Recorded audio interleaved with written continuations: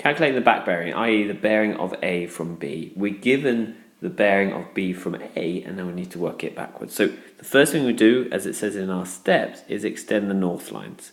So we're going to make these sort of go south.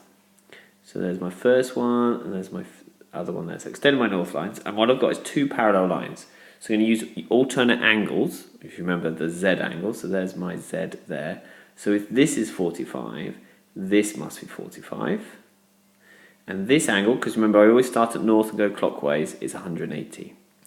So the bearing of A from B is going to be 180 plus 45, which is 225. So that is the angle of A from B. Let's do the same for the second one. So first, extend my north lines, that's step one. And the second is use alternate angles. So this is the angle I wish to work out, because this is the bearing of A from B. So it's going to be the same as this part here by alternate angles. Well, if this is 180 and the whole thing's 200, this must be 20. So this must be 20. So the bearing of A from B is 0, 2, 0.